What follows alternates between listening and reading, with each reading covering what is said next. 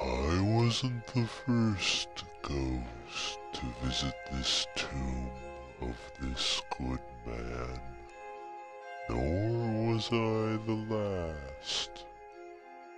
This good man, buried here, was the discoverer of fire.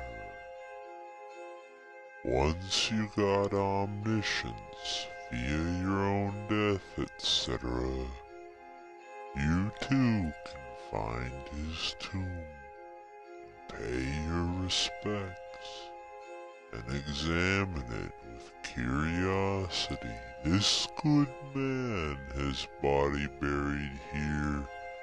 He was the one discovered fire, whatever his name. He's not here now as a ghost himself, mind you. He's long since ascended to the next plane of existence.